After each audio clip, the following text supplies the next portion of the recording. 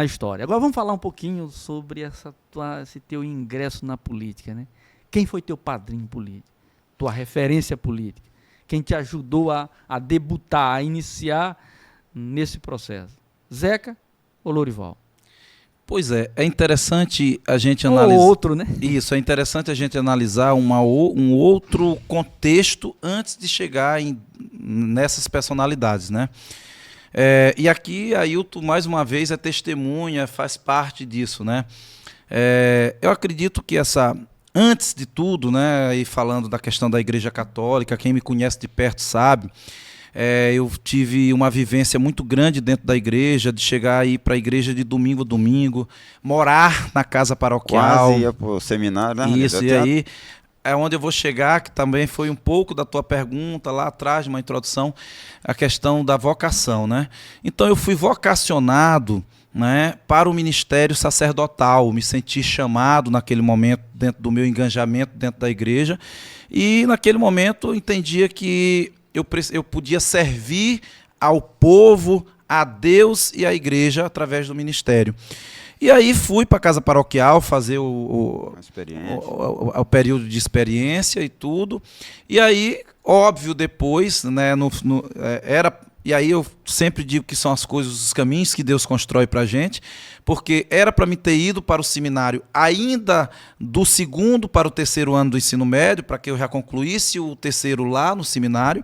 E na época o bispo Dom Xavier avaliou que era melhor, já que eu já estava morando na casa paroquial, né, já estava nesse exercício de preparação, eu podia concluir o ensino médio aqui. E aí, no 3º ano, Ailton, tu lembras muito bem, nós decidimos, né, nós éramos a segunda turma, mas praticamente a primeira do ensino médio, já na modalidade não magistério e formação geral, quando deixou de ser Bento Mendes e passou para ser o Dr. José Joaquim Marques do Estado. Então, nós decidimos que tínhamos que fazer uma grande festa, que nós tínhamos que organizar uma grande formatura, porque seria a primeira turma de formação geral, né, fora dessa modalidade, que muita gente naquela época, não quero ser professor, chamava até de científico, né? Científico, isso. E aí nós montamos uma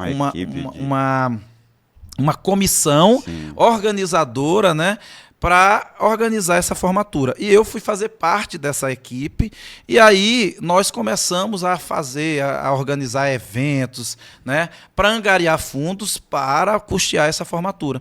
E aí eu lembro disso, né, e a gente começou a ir nas turmas oferecer bingo, fizemos um São João, rifas, íamos para a rádio divulgar as festas, divulgar as rifas. Então, nesse processo, eu ganhei muito destaque por conta da oratória, da comunicação, né? Então, eu ia na rádio, eu ia nas turmas, quando eu terminava de oferecer ali, todo mundo aplaudia e dizia, paz, tu parece um vereador, não sei o quê, começavam a brincar. Esse menino é inteligente. Esse menino é inteligente, tem futuro, e começaram a criar aquilo, né?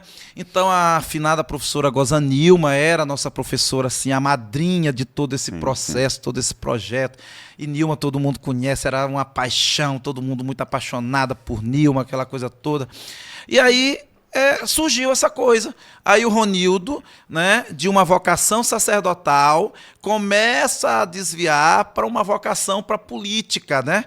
E aquilo me pegou, um garoto de 17 anos, ei, tu tem que ser vereador, ei, te candidata que eu voto contigo, não sei o que, aí eu, mas espera aí. Ó, mas desviar tem outro sentido, né? Quer dizer, quando você é crente, aí desviar é quando fica sai. fora, mas né? Você não desviou da igreja. Não desviei, né, da igreja. Desviar no sentido de não ir para o seminário como estava, perfeito. Como estava, né, encaminhado, e decidi ser candidato, né? E aí eu decidi ser candidato naquela eleição, todo mundo tem que ser. Só que aí, eu leigo na política, 17 anos, não conhecia nada dessa questão burocrática de se filiar em um partido e tal. A minha família fazia parte de uma conjuntura local do grupo de Lourival Gama, que era o prefeito à época, e eu saí da escola, só me disseram assim, tu tem que te filiar num partido, E aí eu fui, a pessoa que eu mais tinha assim proximidade em relação à política era Edgardino Reis. E recentemente, né, recentemente que eu falo, na minha campanha de 2016, seu Edgardino teve assim, o prazer de levar a minha primeira ficha de filiação partidária que eu fiz com ele. E aí passei lá na casa do seu Edgardino, encostei, falei para ele que eu queria ser candidato, que eu queria me filiar, e aí ele me filiou. Só que Edgardino estava no projeto de Nauro, candidato Nauro à época, concorrendo contra o candidato de Lorival. E eu e a minha família toda votava com Lorival. O Ronaldo era gerente da fazenda de Lorival, minha mãe era técnica de enfermagem do governo Lorival. Então, quando eu anunciei a minha candidatura, filiado com Edgardino, aí veio o problema familiar. Não, tu tá doido? Como que tu vai ser candidato com o Nauro? Nós, todo mundo aqui, a gente vota em Lorival e tal. E eu, meu Deus, e agora? E toda aquela confusão. E aí eu, radical, aquele adolescente, não, eu sou candidato de qualquer jeito, eu sou candidato. E aí chama para acertar, e aí Lorival chama para conversar e tal, e não sei o quê. Então teve todo esse processo, né? Que eu digo que foi ali que nasceu a minha vocação política, de fato, a minha vontade de ser candidato. Então, de fato, por uma questão burocrática e questão de posição política local, eu não pude sair candidato em 2004, né, que eu seria candidato com 18 anos, que a legislação permite, e aí eu não fui candidato. Aí eu só fui para a eleição de Bonifácio, para a eleição, votei com Tita, vereador, na época, o vereador mais votado da história de Penalva, que até hoje nunca se bateu a marca da votação de Tita de 2004, e aí não concorri à eleição. Aí perdemos a eleição para prefeito, né? Tita ganha para vereador, mas a gente perde para prefeito. E aí Lorival me chama, né? E aí eu fui professor do município também, inclusive, quando a gente falar em precatório, eu tenho muito interesse, porque eu tenho também, né? Uma fatiazinha lá. Importante destacar, ó, você que está aí do outro lado. Marca aí, fica ligado, porque daqui a pouco nós vamos falar de precatório. Vamos falar de política aqui, vamos falar de disputa eleitoral, mas vamos chegar nos precatórios. Você, professor somente não, né? Porque é um tema que interessa. A Penalva interessa toda a Penalva. Todos os servidores públicos. É um recurso aí, mais de 66 milhões. Isso interessa para a cidade, interessa para o estado, interessa para o país. Bom, mas prossiga. Pois é, então aí eu não fui, aí Lorival, aí eu fui professor também em 2003 e 2004, né, contratado da administração Lorival Gama, e aí decidi não ser candidato e apoiar, né, como já falei, o Bonifácio e o Lorival, e o Tita. Aí perdemos a eleição, Lorival me chama, né, a gente está concluindo o mandato, eu trabalhei na Ponta do Curral, nas Formigas e no Cantagalo como professor, e aí estamos fechando esse exercício e Lorival me chama. Ronildo, eu já tive naquela eleição um destaque grande, né, porque eu fiz um discurso para Bonifácio no descanso, no começo do descanso, que foi algo que já ali chamou muita atenção de muita gente. Então eu já tive um destaque diferenciado naquela eleição de 2004. Aí perdemos e Bonifácio e Lorival me chamou. Ronildo, o que tu está pretendendo? O que tu vai fazer? Aí eu disse, olha, Louro, eu vou terminar aqui, né, entregar meus diários, finalizar aqui meu trabalho como professor, e eu vou para São Luís. Quero ir para São Luís, quero estudar, quero trabalhar. Aí ele, beleza, então finaliza aí, a gente vai encerrar o mandato, e aí quando tu for para São Luís, tu me procura. Lorival era dono da UDI à época e tal. E aí nós fomos. E assim foi. E eu fui para São Luís, fui estudar, né, me formei, fui cursar administração, né, gestão de empresas, e aí fui trabalhar também na UDI com Lorival. Então, aí vem, né, quando você me pergunta quem foi o inspirador, quem foi o apoiador desse projeto. Então, de fato, depois desse processo de vocação, né, de apelo, de chamamento pelos colegas, professores que eu tinha que ser candidato, aquilo ficou uma sementinha aqui plantada no coração. Eu não pude ser candidato por questões as que eu já expliquei em 2004, mas ficou ali aquela semente. Então eu digo, eu vou para São Luís, passo esses 4 anos de Nauro, né, passo os 4 anos de Nauro e volto depois de formado para ser candidato. E assim, de fato, foi. Eu passei esses 4 anos em São Luís, me formei em administração, trabalhei na UDI, trabalhei na Gol Linhas Aéreas, e aí chegou o período em que já se estavam, né, muito envolvido o processo, chegando o processo eleitoral de 2008, e eu decidi que seria candidato. E aí procurei a Zeca, que seria a candidata da época, né? E aí a Zeca me deu todo apoio, vem. Aí Lorival, já até contou isso em palanque também, na época Lorival me desestimulou a ser candidato.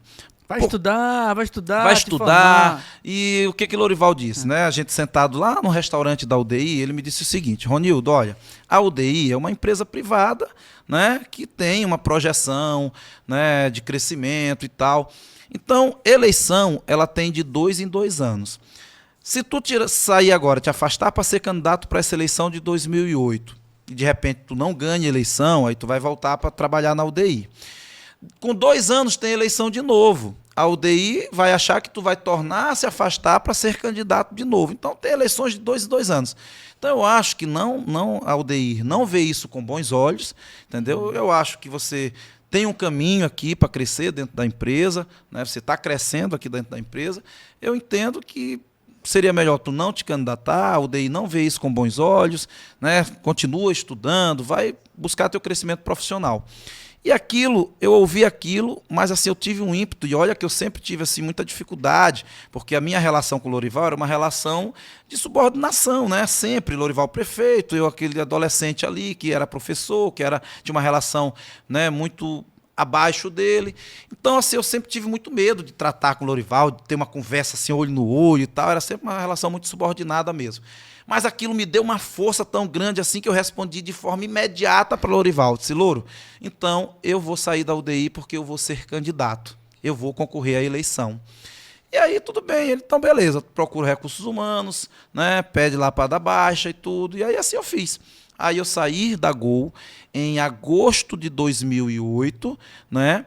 E continuei na Gol, né? Eu trabalhava, tinha 2 empregos. E aí continuei na Gol. E saí da Gol no dia 29 de junho de 2008, num acordo com o meu gerente, né? Fizeram a minha demissão para que eu pudesse ter direito a todos os meus direitos trabalhistas, né? Que eu ia precisar para a campanha.